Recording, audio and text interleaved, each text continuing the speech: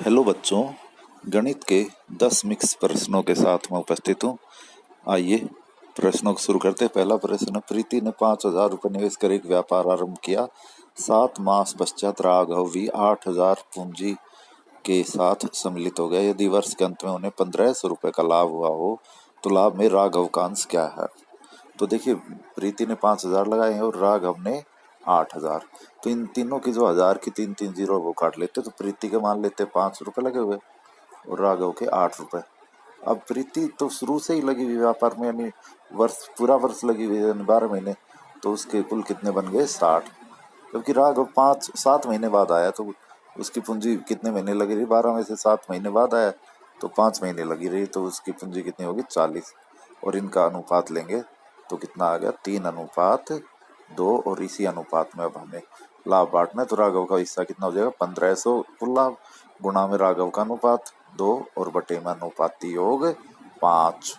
तो काटोगे तो कितना आ जाएगा? 600 रुपये उत्तर आ जाएगा, ऑप्शन बी। प्रश्न तो है, एक प्रतियोगी 20% अंक प्राप्त करता है तथा 10 अंकों से असफल हो जाता है। देखिए, जो पास होने के लिए आवश्यक अंक 20% जमा 10, लेकिन एक अन्य प्रतियोगी जो 42% अंक प्राप्त करता है वह उत्तीर्ण अंकों से 12% अधिक अंक प्राप्त करता है। तो 42 से 12% अधिक अंक प्राप्त किए, उसने 42% अंक प्राप्त किए हैं, तो पास अंकों से 12% अधिक है 42%। तो इसका मतलब पास प्रतिशत कितना हो? 42 घटा 12, 30%। तो जो पहला प्रत्याशी है उसके 20% तो अंक आए हैं, तो 10% कम पड़ी है, और वो 10% है, वो कितने अंकों के बराबर है? 10 अंकों के बराबर है। तो कुल अंक कितने हो जाएंगे? 1% हो गया 10/10 और 100% गुणा में 100, तो 10 से 10 कट गया, 100 अंक अधिकतम अंक हो गए। तीसरा प्रश्न, एक व्यापार में चावल की 3 किस्में जिनकी कीमत 50 रुपये, 20 रुपये और 30 रुपये प्रति किलोग्राम को 2:4:3 के वजन में के अनुपात में मिलाया गया तथा मिश्रण को 33 रुपये प्रति किलोग्राम की दर से बेचता है, तो उसने कितने प्रतिशत लाभ कमाया। तो देखिए, पहली किस्म है वो 50 रुपये की है और 2 किलो है, तो कुल कितने की हो गई? वो 100 रुपये की। दूसरी में है 20 रुपये वाले 4 किलो, तो कुल कितने के आए? 80। और तीसरी किस्म है 30 रुपये वाले 3 किलो, तो ये कितने के आए? 90। अब कुल कितने रुपए के चावल आए हैं? 2 किलो 4 और 3, 2, 4 और 3 9 किलो चावल कितने का आए हैं उसके? इन तीनों को जोड़ लीजिए, अब 270 रुपये आएगा जोड़, तो 270 के 9 किलो आए, तो 1 किलो कितने का आएगा? 30 रुपये किलो आए उसके, और वो 33 रुपये बेच रहा है। 30 रुपये का किलो खरीद कर मिश्रण को 33 रुपये किलो खरीद कर बेच रहा है, तो 3 रुपये लाभ कमा रहा है 30 पर। तो कितना प्रतिशत लाभ होगा? 3/30 गुणा में 100, 10% लाभ। चौथा सवाल है, कितने वर्षों में 15,625 का 4% वार्षिक चक्रवृद्धि ब्याज दर से मिश्र धन 17,576 हो जाएगा। तो देखिए, कुल कितना ब्याज बन रहा है ये? आप घटाएंगे अगर 17,576 में से 15,625 रुपये घटा लीजिए, ये ब्याज बना 1,5,9 और यहाँ 1951 रुपये ब्याज बना, 1951 रुपये। अब हम इस सवाल को ना ऑप्शन से करने की कोशिश करते हैं। पहले 15,625 का 4% निकालते हैं, तो 15,625 गुणा 4 बटे में 100, तो ये कितना आ जाएगा? 4 से गुणा कर लीजिए और 2 जीरो है वो काट देंगे, तो 4 5 20, 4 दूनी 8 2 10, 4 दूनी 8 और 1 9, और नहीं, गलत कर दिया, हम दोबारा से करते हैं। 4 5 20, 2 हासिल, 4 दूनी 8 और 2 10, 4 6 24 और 1 25, और 15 चौके 60 और 2 62, और 2 जीरो ये 100 बटे में इसलिए काट दिया, तो 625 रुपये 1 साल का ब्याज बना। और ये ब्याज हमारा 1951 रुपये, तो लगभग 3 गुना है। तो इसका उत्तर 3 वर्ष आने की ही संभावना है। अगर हम चेक करना चाहे तो 3 साल का चक्रवृद्धि ब्याज 15,625 पे 4% से निकाले तो 1 साल का 625 साधारण ब्याज आया, तो दूसरे का भी 625 और तीसरे का भी 625, और अब इस 625 का 4% निकाले तो 25 और 25, और फिर जो ये 25 आया उसका 4% 1। देखिए 3 साल में ऐसे ही करते हैं हम कि पहले 3 साल का चक्रवृद्धि ब्याज ऊपर, साधारण ब्याज ऊपर लिख लिया, फिर जो आया उसका 4% निकाल के वो भी 3 बार लिखा, और फिर जो अब आया था उसका 4% लिख कर एक बार लिखा। तो ये कुल इनका जोड़ अगर हम करें तो 1951 रुपये ही आया। तो इसका मतलब समय कितना आया, 3 वर्ष। इस सवाल को अगर आपको क्यूब रूट याद है तो हम और आसान तरीके से और कुछ ही सेकंडों में कर सकते थे कि 15,625 है वो 25 का क्यूब है, और 17,576 है वो 26 का क्यूब है, यानी 25 का 26 हो रहा है एक साल में।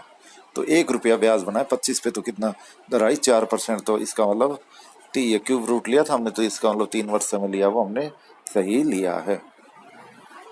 5वां प्रश्न, यदि x घटा y का 50%, तो x घटा y का 50% है, यानी 50/100 भी अगर कर ले तो 50%, रुकिए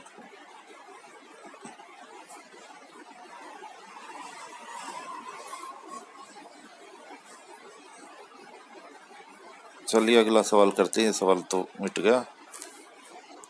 मीनू एक रेडियो अंकित मूल्य के 3/4 मूल्य में खरीदती। तो अंकित मूल्य 100 रुपये मान ले, तो उसने इसके 3/4 मूल्य में खरीदा, मतलब 75 में। 100 का 3/4, 100 गुणा 3/4, और उसे अंकित मूल्य से 20% अधिक में बेचती है। तो 100 रुपये अंकित मूल्य माना था, उससे 20% अधिक में बेचा, मतलब 120 में बेचा 75 का खरीद के। तो उसका लाभ प्रतिशत ज्ञात कीजिए। तो लाभ कितना हुआ, 120 घटा 75, 55 रुपये, 45 रुपये। अब 45 रुपये लाभ हुआ उसे 75 पर, तो लाभ प्रतिशत 45/75 गुणा में 100। तो 25 से कट 25 चौके 100, 25 75, और ये 15 आ गया, 15 चौके 60% उत्तर आ गया इसका। तो ऑप्शन डी एक बार फिर समझ लीजिए। हमने अंकित मूल्य सवाल था, मीनू एक रेडियो अंकित मूल्य के 3/4 में खरीदती है और उसे अंकित मूल्य से 20% अधिक में बेचती है, उसका लाभ प्रतिशत ज्ञात कीजिए। तो हमने अंकित मूल्य 100 रुपये माना, तो उसे उसका 3/4 कितना है, 100 का 100 गुणा 3/4, 75 रुपये में उसने खरीदा, और अंकित मूल्य से 20% अधिक, 100 का 20% 20 ही आएगा, तो मतलब 120 में बेचा। 75 में चीज लेकर 120 में बेच रही है, तो कितना लाभ होगा, 45 रुपये का, कितने पर, 75 पर। तो 100 पे कितना होगा, 45/75 गुणा में 100, लाभ प्रतिशत निकाला है, लाभ बटे में क्रय मूल्य गुणा में 100, तो 60% उत्तर आया। 7वां सवाल, 600 किलोमीटर के एक उड़ान में एक विमान की गति को खराब मौसम कारण धीरे किया गया। इसकी औसत गति में 200 किलोमीटर प्रति घंटा की कमी हुई तथा उड्डयन काल 30 मिनट बढ़ गया। उड़ान की मूल अवधि ज्ञात कीजिए। तो ऑप्शन से ही ट्राई कीजिए। पहला ऑप्शन है 1 घंटा, अगर 600 किलोमीटर 1 घंटे में गया तो 40 का मतलब कितना आ गई, 600 किलोमीटर प्रति घंटा। अब 200 कम कर दी तो कितनी रहेगी, 400। तो 400 की चाल से 600 किलोमीटर कितने समय में जाएगा, 400/600, यानी 6/4, यानी 3/2, 1.5 घंटे में। तो 30 मिनट देरी हुई है। तो इसका मतलब हमने जो ऑप्शन ए माना था वो सही है, तो ए इसका सही उत्तर आ गया। 8वां प्रश्न, एक लंबवर्तीय बेलन के आधार की त्रिज्या और एक गोले की त्रिज्या एक दूसरे के बराबर है। यदि उनका आयतन बराबर है तो बेलन की त्रिज्या की आधार की त्रिज्या और ऊंचाई का अनुपात क्या कीजिए। तो देखिए इनमें दोनों की त्रिज्या तो बराबर, तो आर मान लेते हैं, ऊंचाई जो बेलन की वो एच मान लेते हैं।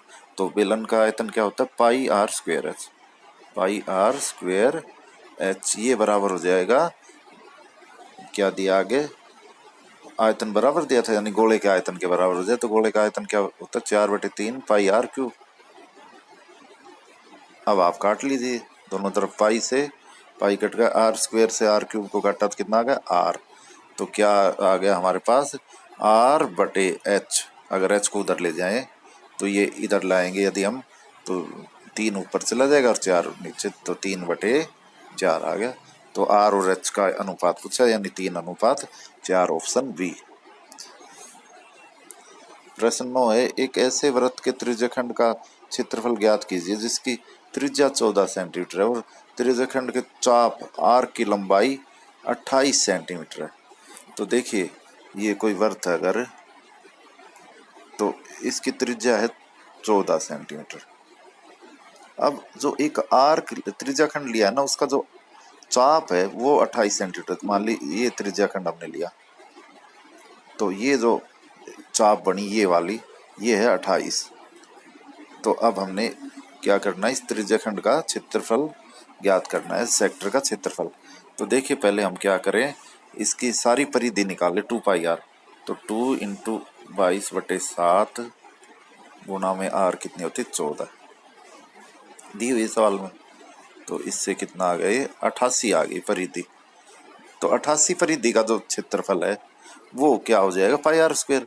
तो πr² यानी कि 22/7 गुणा में r यानी 14 गुणा में 14, ये तो है 88 परिधि का। तो एक का कितना हो जाएगा अपोन में 88, ले एक का निकालेंगे हम अगर 1 सेंटीमीटर होता, और जबकि सवाल में कितना दिया था 28 सेंटीमीटर, तो 28 का कितना हो जाएगा गुणा में 28। अब आप इसे काट लीजिए, 22 चौक 88, 4 से 28 को काटा 7, 7 से 7 14 गुणा 14 196 वर्ग सेंटीमीटर। ऑप्शन डी इसका सही उत्तर है। एक बार फिर देख लीजिए कि एक वृत्त की त्रिज्या 14 सेंटीमीटर दे रखी है और एक त्रिज्या खंड लिया है, सेक्टर ये है, ये त्रिज्या खंड कहलाएगा, ये सेक्टर कहलाएगा, और उसकी जो चाप है वो 28 सेंटीमीटर, ये वाली चाप जो थी ये कितनी थी 28 सेंटीमीटर।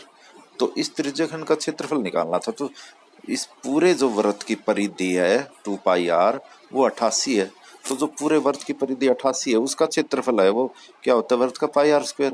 तो वो हो गया 22/7 गुणा 14 गुणा 14, ये तो 88 पे आया। तो एक पे कितना है अपोन में 88 और 28 पे कितना आएगा गुणा में 28 किया तो 196 वर्ग सेंटीमीटर।